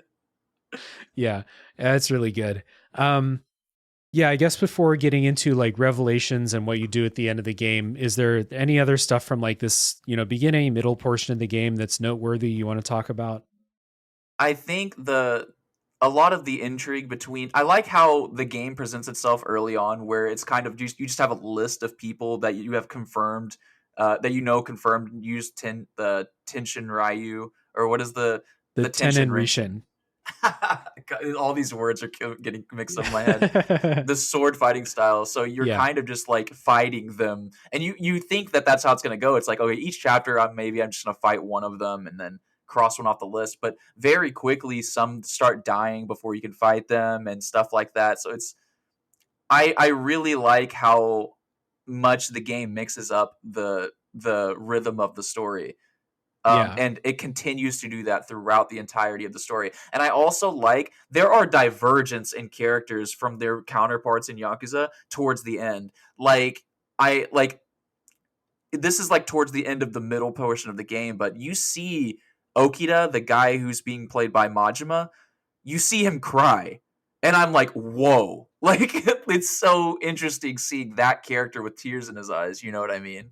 Yeah. Yeah, we haven't seen that since like Yakuza 0, I think. Yeah, which is the prequel to the first game, and then that's it. Like, now he's the Mad Dog. Yeah, and he's still mostly the Mad Dog in this game too. So it was cool to see that again. And yeah, like you said, like, so you're kind of get that feeling, like you said, like, okay, this game's going to have 20 chapters in it. I'm going to fight one of these 10 guys in each chapter, and then the last one I fight's going to be the one who actually killed my dad. And that's not what happens. And instead of doing that, you get like a history lesson on how the Shinsengumi was founded, how they used to be like this kind of ragtag group. One of them, who is another ex-villain from the Yakuza series, I can't remember who they were, which game they were from, but... Which one was it? Genzaburo. Inoue Genzaburo. The one with the big scar. Oh, he is he's not an enemy. He's like the surrogate uncle for Kiryu. I can't remember. Oh, is he? Yeah, I can't remember where he came from. He's in all of the games essentially. He's like a character that's always around. He's even in Like a Dragon Ishin, or Like a Dragon Yakuza 7. He's like one of the only characters that comes back. Man, I can't remember his name either. Why are these wikis formatted differently for each character? Yeah, it's odd. But anyway, that guy, turns out he was like a master assassin, even though everyone was giving him shit for being old during the the events of the game. He used to be like this real sword master. He's the one who killed your father. But then he dies before you get a chance to get revenge or something like that. And you get the whole backstory of how they were founded and why they hate the Shogun and stuff like that. So in typical Yakuza fashion, like giving you this huge exposition that you had no idea was coming, but was kind of cool to see. Yeah. So I really like it because I really like the Inoue thing because it explains a couple. I knew something was up with him. Yeah. But I didn't really assume that it was him who had killed your dad, even though the list was getting smaller and smaller by the time his death comes around, because he's always the one that's got your back. There's even a moment where, because, Ryoma doesn't want to kill anybody, but they force him to kill the person who knows that you have been snooping around looking for the sword style users and everything, talking to informants and stuff like that. And that guy, before you cut him down, he was about to spill the beans that you were going around talking to informants, which makes you look suspicious. And then Inoue strikes him down from behind. And everyone's confused because not only does Inoue never really do that, but it's also because there was a direct order that Ryoma's the one that executes that guy. And Inoue's just like, that guy was making a disgrace of himself, even in front of just us. He shouldn't have disgraced the Shinsegumi like that, or something like that. Some BS answer. And now after the fact, whenever you talk with Okita, the Majima character, that he kind of felt guilty because he killed your father, and now you're on this vengeance quest, and he respects you because you're such a skilled sword fighter and stuff like that. It's like he wanted to kind of redeem himself in your eyes. I don't know, not to save his skin, but just simply for honor's sake, maybe. I don't know. But it's really cool. That's a driving force for why people do what they do in these games, right? So not only do we get that, like that big, we find out who killed dad and stuff like that, but the person who ordered the hit on your father was the other Sakamoto Ryoma, who turns out to be your brother, who's not dead. Like tons of plot twists all at the same time, because this is a Yakuza game. We're going to turn the whole fucking thing on its head. And the cute girl at the end that Kiryu, I think, slept with, she was kind of ratting on him the whole time too. She was spying. Yeah. So like, if I'm going to learn a lesson from this, the next Yakuza game I play, whoever is being really nice to you the whole game, they're the bad guy. That's what the twist is going to be, or they're going to be in on it somehow. And it's funny too, because it's not always like, because some of them just get redeemed at the end too, because Kiryu always just forgives them. He wins them over, and then they have like a moment of mutual respect, and they walk their separate ways. It's so funny. I think the reveal of that, who Sakamoto Ryoma is as well, because I had a good feeling that Sakamoto Ryoma was the brother as well, because it's like the brother's dead. Now suddenly there's somebody using your name. Who else would know your name? Is what went through my head. I'm like it's probably my brother, or maybe I was thinking it was going to be the Nishiki character as well, maybe, because that was a possibility as well. Mm-hmm. But whenever you see the Sakamoto Ryoma character and he's got the mask on his face, and then you cut the back of his shirt and it shows that scar, my girlfriend was sitting there next to me, and I just go, ah! Just start screaming, and she's like, "Oh my god, what's happening? I don't know." And I'm just like, "You don't understand," And it always gets you. Yeah, it always does. About the only plot twist that doesn't happen is your dad doesn't come back to life. That was like the only thing that could have happened that didn't happen as far as plot twists go.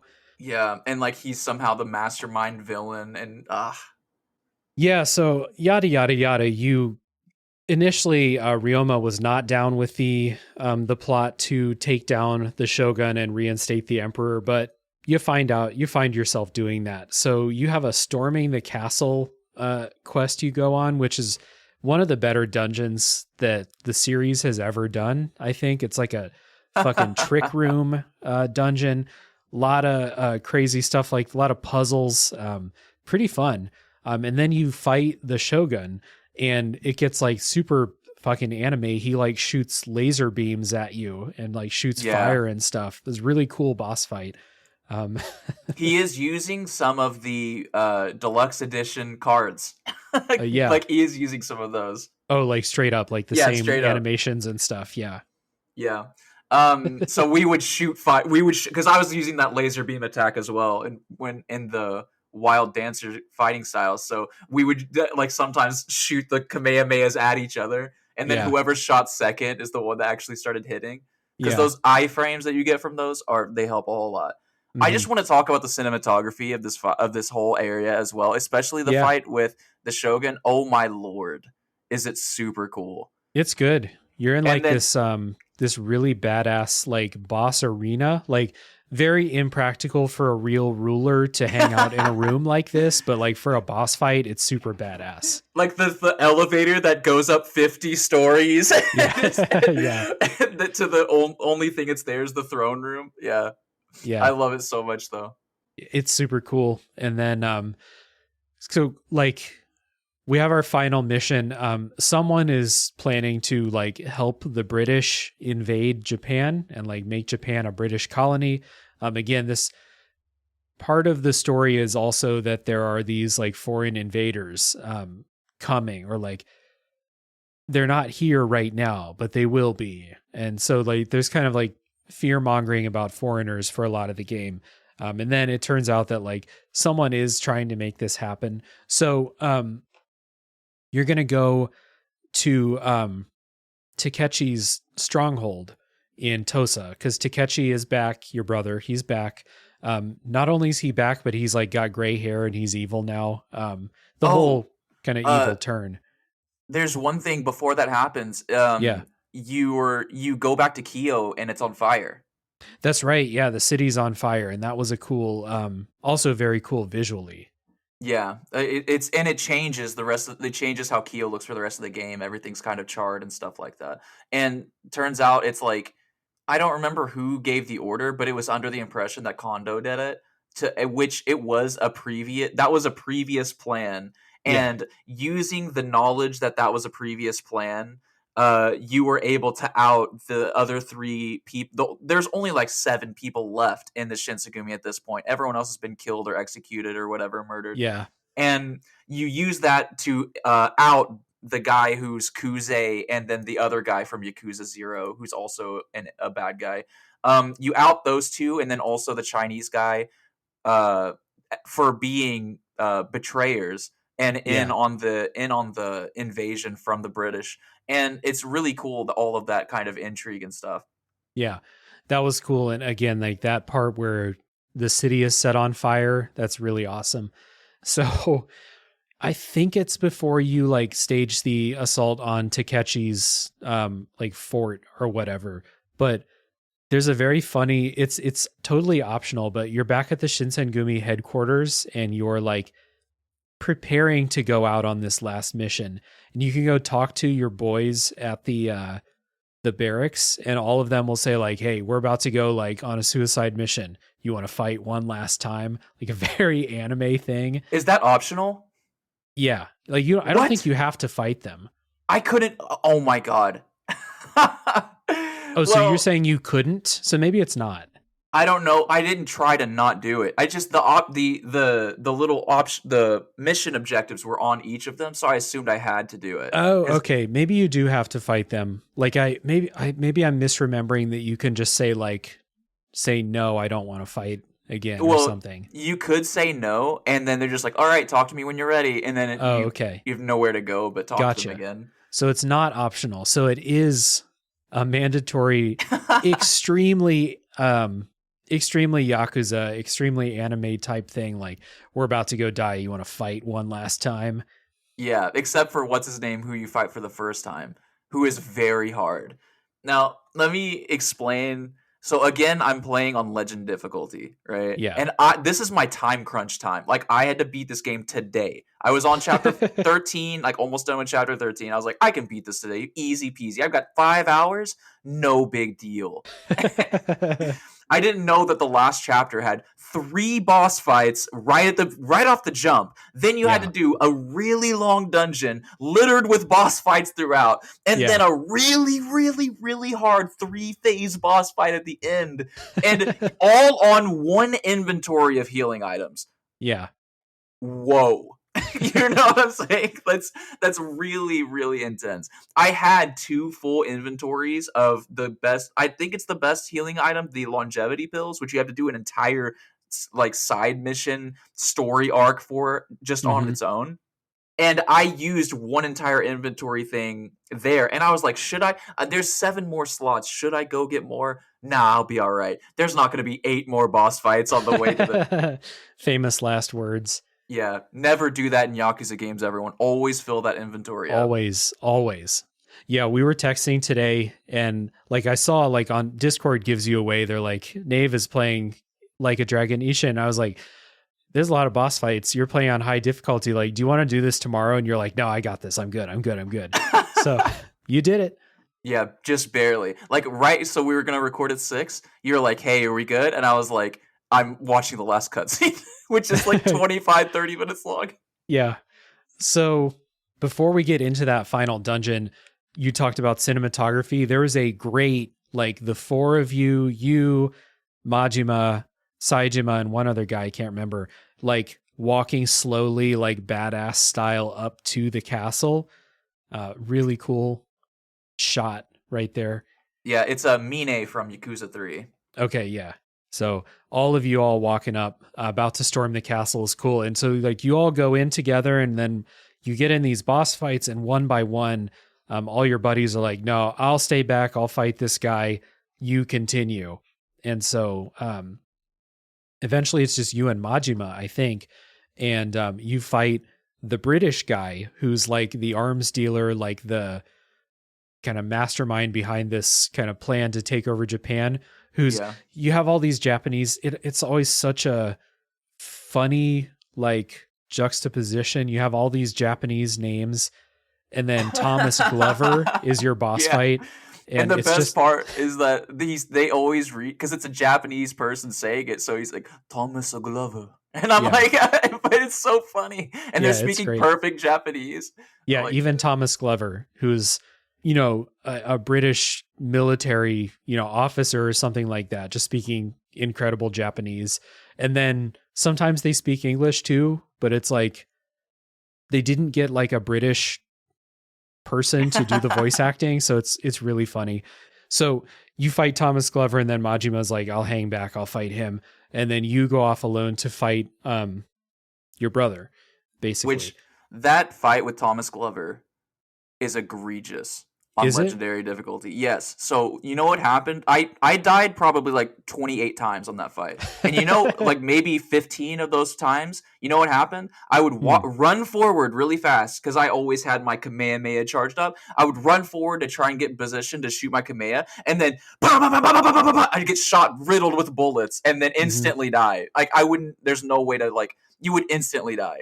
Like, almost always right at the beginning of that fight, because on the back there's two miniguns, which crossfire, by the way. That's a horrible position to set up the miniguns pointing directly at your own team. But yeah, that fight is really hard. Guns are egregious in this game. They will kill you so fast. Guns are awful for enemies in every Yakuza game. Yes. Like, all of them, you get to like the last dungeon, there's a bunch of dudes with guns, or like, God forbid, the final boss has a gun.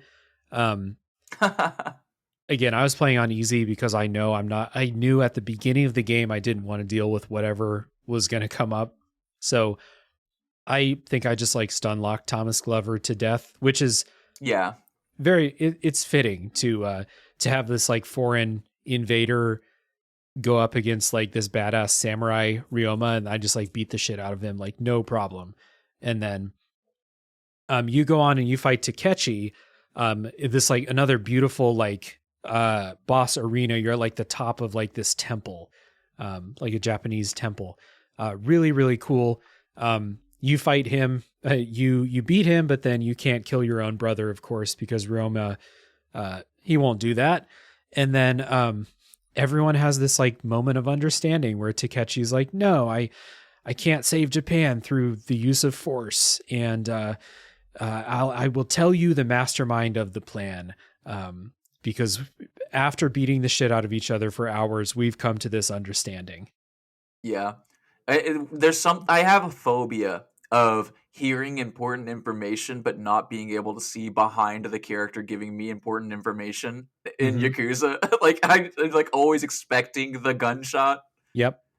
And so that's what happens. The guy who is in charge is named Yodo, arrives and shoots both of you, Ryoma and Takechi. And this is the person who is going to basically allow the British to take over Japan. they said that they like, I don't know, his rationale was something about like Japan will never advance without this, some bullshit like that. We need to be a colony of Britain. So yeah, we're going to do that. Ryoma obviously can't stand for that. And he actually does kill this guy. So cool. Good job, Ryoma. Not before all your buddies show up so that you make sure that they're not dead. Yeah. Yeah. Again, Yakuza game, if you don't see somebody die, they didn't die. They're coming back.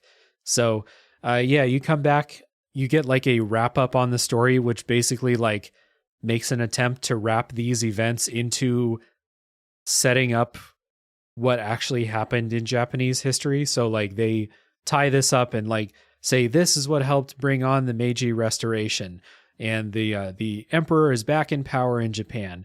And then you have a happy ending for Ryoma. He decides to keep living as Saito, which was his alias, and just kind of retire to the countryside. I hope that means going back to the house with Haruka and just fucking farming and fishing for the rest of his life. Well, he was with Oreo, right? Which is someone we haven't even brought up yet. Oh, yeah. Well, we did bring her up. She's the one who betrayed him in the beginning. Yeah. But yeah, he's with her. So again, unlike Kiryu in that way, he's going to be in a relationship, I think. Yeah, incredible character development. Yeah. He discovered women after 9 games. Well, that explains how Kiryu got born in the later, like those genetics had to get passed on. Exactly. Yeah. The last boss fight is probably one of the coolest boss fights as far as like so almost every boss fight has like a 1 or 2 different transitions that have a quick time event, and you just get to watch really cool action set piece happening. Like there's the first one is really cool. Like he busts open the door and it makes the arena a little bit bigger, and like you have like a cool anime sword fight. It looks like something from the Matrix as they're dodging the swords and ducking under and stuff like that. And the second one is so awesome. It's so like black and white old samurai movie style, where they're pointing their pistols at each other and then running up a staircase simultaneously, like level, and the camera's following them both up as they stare at each other's faces, and they drop the guns and then they start fighting with just their swords. Meanwhile, I still use my gun. Fuck that. But yeah, that boss fight though, let me tell you again, this one was egregious because those cool transitions are unskippable. So if you die multiple times, I got to that third part, I would get killed by one attack. I would go, "You're kidding me!" Just start screaming to my poor neighbors, unfortunately. But then I'd have to watch all of that all over again, get through his 5 million hit points. Oh man. Oh no. But the only other boss fight I ever had trouble with. Did you have any trouble with any boss fights on easy? No. I was playing on easy. The bosses were either stun lockable or because there's some moves you can use that stagger them, and you can just do that over and over again against them on easy. Yeah. I tried the arena a little bit and I lost in the arena. But the story bosses, no troubles. That makes sense. The move essentially on Legendary is in Wild Dancer, just stand still. And as soon as they start moving slightly differently, you just start rolling as much as you can and hope that they attack past you. Yeah. But the only other fight that was incredibly difficult was when you had to fight, what are their names? Katsuga Korgoro and Saigo, the 2 leaders of those factions. And you fist fought them, before you went drinking. Yeah, that was impossible because the brawler fighting style, you do like 10 damage, and they will kill you in 3 punches. Jesus, really, really fast. And so, and they're ganging up on you because they're not fighting. It's not a 3-way fight; it's 2v1. So yeah, we didn't mention it, but each of the fighting styles has like the Final Fantasy X sphere grid for like leveling up. And I never leveled up the brawler one. So when I got into that fight and it's suddenly like, oh, you're fighting brawler, I was like, oh shit, I'm playing on easy, but this is still if there was a difficult boss fight, it was probably that one. But. Yeah, and I think that's probably something that everyone like. If there's something, if you're in the spoiler wall for some reason and you stop and play the game and you're going to, please level up Brawler a little bit before you get to that point. Because I had to go to the mines. I had to find a save that was like 25 minutes ago, by the way, and then go to the mines and then replay all the way up to that point. Oh man, it's painful. So yeah, that is Like a Dragon Ishin. I know we kind of breezed through the story, just kind of like touched on a few favorite parts that stood out. But is there anything else from the story that you want to talk about now? Spoiler gloves off. I don't like. I think it'll be fine. Yeah, I think it'll be fine. I think so too. That's a good place to wrap it up. So, Nave, thanks for coming on and talking about Like a Dragon Ishin. I knew there's a couple people in my podcasting friend group where when there's a Yakuza game, you're on the list. So you're at the top of the list. I was happy to have you on here. I very much appreciate it. It's a far cry from what was that other game, Untitled, that we talked about before? Yeah, Untitled. Yeah. Yeah, I absolutely love in that month. It was like 4 absolute banger games, and then me in the middle with Untitled. Just like it looks so silly. It was like Untitled was cool too. I like that game. Half-Life 2 and Persona 4. Oh yeah, I was like, oh my god. Yeah.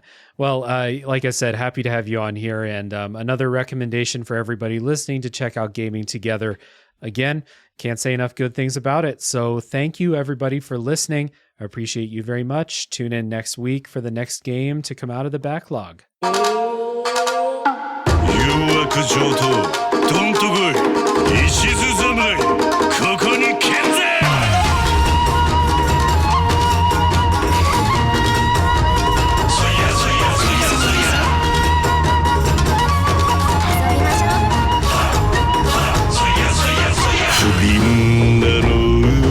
北のええ加減にしやしゃんせ大事な人一途に愛してくだしゃんせ